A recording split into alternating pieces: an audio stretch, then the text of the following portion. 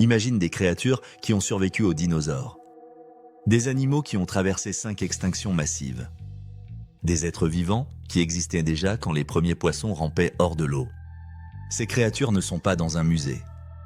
Elles ne sont pas éteintes. Elles sont là, vivantes, en ce moment même. Bienvenue dans le monde fascinant des fossiles vivants. Ces 7 créatures défient le temps, l'évolution et remettent en question tout ce qu'on croit savoir sur la survie. Préparez-vous à découvrir les véritables survivants ultimes de la planète Terre. Commençons par le champion absolu de la survie, le limule, ou horseshoe crab en anglais. Traduisez ça par crabe fer à cheval si vous voulez, mais sachez un truc, ce n'est même pas un crabe. C'est un arthropode. Un cousin éloigné des araignées, des scorpions et des acariens. Et ce truc bizarre existe depuis 450 millions d'années. 450 millions. Pour vous situer, c'est bien avant les dinosaures. Avant les premiers arbres. Avant même les premiers insectes volants.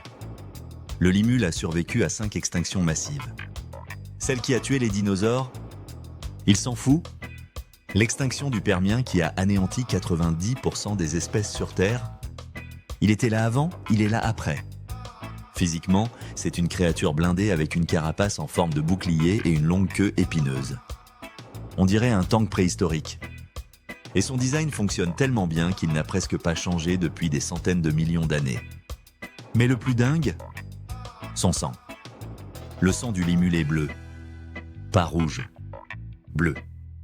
Et ce sang est utilisé en médecine moderne pour détecter les contaminations bactériennes dans les vaccins et les équipements médicaux. Chaque année, des centaines de milliers de limules sont capturés, on leur prélève du sang, puis on les relâche. Un animal vieux de 450 millions d'années qui sauve des vies humaines aujourd'hui. Fascinant, non? Deuxième créature, le kélacanthe. Celui-là, c'est le poisson qui ne devait plus exister. Pendant des décennies, les scientifiques étaient convaincus que le kélacanthe s'était éteint il y a 65 millions d'années. En même temps que les dinosaures. Et puis, en 1938, un pêcheur sud-africain en remonte un dans ses filets. Le monde scientifique explose. C'est comme si quelqu'un découvrait un tyrannosaure vivant dans une forêt. Un fossile vivant au sens le plus littéral du terme. Le kélacanthe existe depuis 400 millions d'années. Et il possède des caractéristiques uniques qui fascinent les biologistes. Ses nageoires, elles ne ressemblent pas à celles des autres poissons. Elles sont charnues, articulées, presque comme des pattes. Elles bougent en alternance, comme un cheval au trot. Pourquoi? Parce que le kélacanthe est un cousin des premiers poissons qui sont sortis de l'eau pour coloniser la terre ferme. Il représente une étape clé de l'évolution. Autre truc fou, son crâne a une articulation au milieu. Une charnière. Ça lui permet d'ouvrir sa gueule extrêmement large pour gober des proies entières. Et ses écailles? Elles sont épaisses, rigides, comme une armure. Aucun autre poisson vivant n'a des écailles comme ça. Aujourd'hui, il existe 2 espèces de kélacanthe. Elles vivent dans les profondeurs marines, entre 100 et 400 mètres. Rarement vues, rarement étudiées. Mais toujours là. Troisième créature, le tuatara. Un reptile qui vit uniquement en Nouvelle-Zélande. Il ressemble à un gros lézard, mais ce n'est pas un lézard. Le tuatara appartient à une lignée unique qui remonte à 250 millions d'années. Une lignée qui existait avant les dinosaures et qui a survécu à leur extinction. Tous ses cousins ont disparu. Il est le dernier de sa famille. Physiquement, le tuatara a des trucs bizarres. Il possède un 3e œil sur le sommet du crâne. Un vrai œil avec une rétine et un cristallin.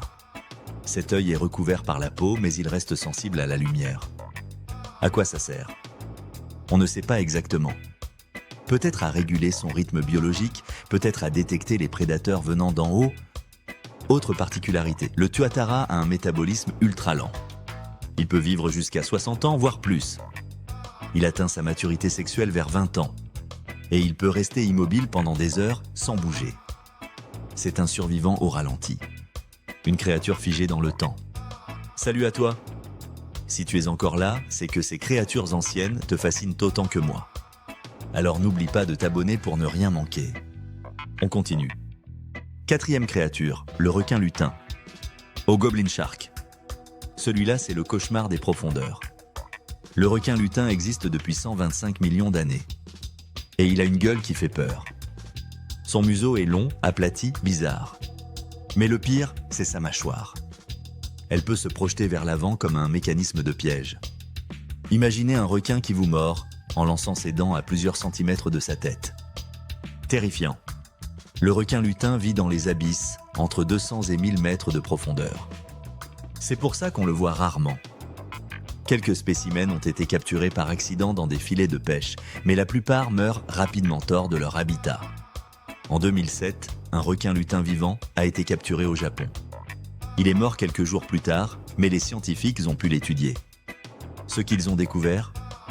Un corps mou, presque gélatineux. Une peau rose pâle. Des yeux petits et adaptés à l'obscurité totale. Le requin lutin est moins évolué que les requins modernes. C'est une forme primitive, un vestige du passé qui nage encore dans nos océans. 5e créature, le nautile. Un mollusque marin avec une coquille en spirale parfaite. Et quand je dis parfaite, je veux dire mathématiquement parfaite. Le nautile existe depuis 500 millions d'années. Sa coque n'a quasiment pas changé depuis.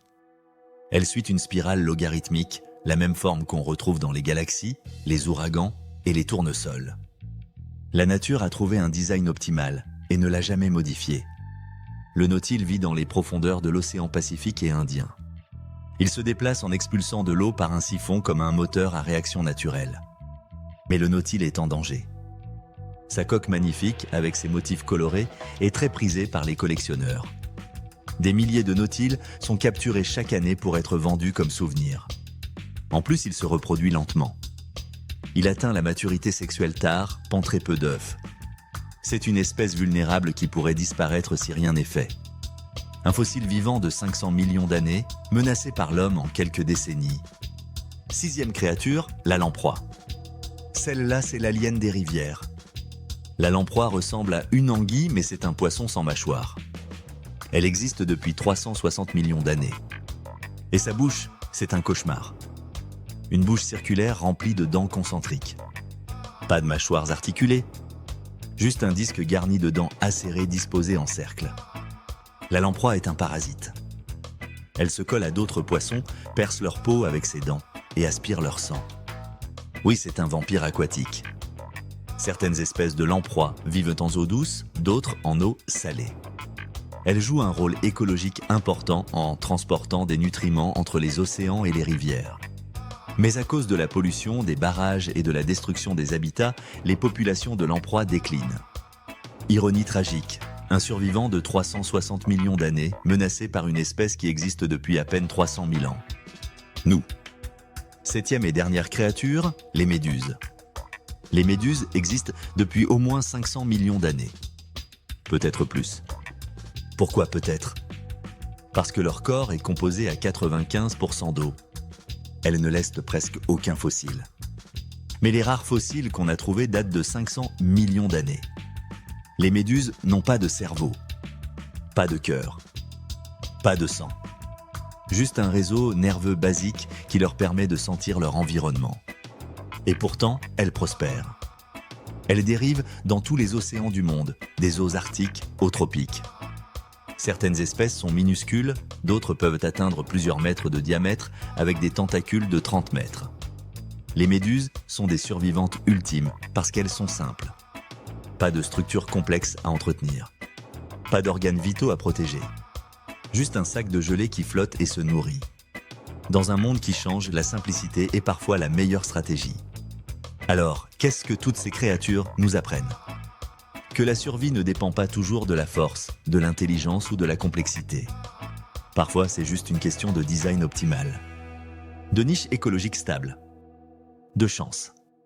Le limule a son sang bleu et sa carapace blindée. Le kélakande vit dans les profondeurs où personne ne le dérange. Le tuatara a trouvé refuge sur des îles isolées. Le requin lutin nage dans les abysses. Le nautile flotte dans les eaux profondes. La lamproie se colle aux poissons. Les méduses dérivent sans résistance. Chacun a trouvé sa niche. Chacun a traversé les âges en restant fidèle à ce qu'il est. Mais aujourd'hui, même ces survivants légendaires sont menacés. Le changement climatique modifie les océans. La pollution empoisonne les eaux. La surpêche détruit les écosystèmes. Les habitats disparaissent. Ces créatures ont survécu aux météorites, aux volcans, aux glaciations. Mais survivront-elles à nous? C'est la question qui doit nous hanter. Parce qu'au fond, dans l'espace comme sur Terre, chaque mystère en cache toujours un autre. Si cette vidéo t'a fasciné, partage-la. Commente quelle créature t'a le plus marqué. Et reste connecté pour d'autres plongées dans les secrets de notre planète. À bientôt pour de nouvelles découvertes et signalements.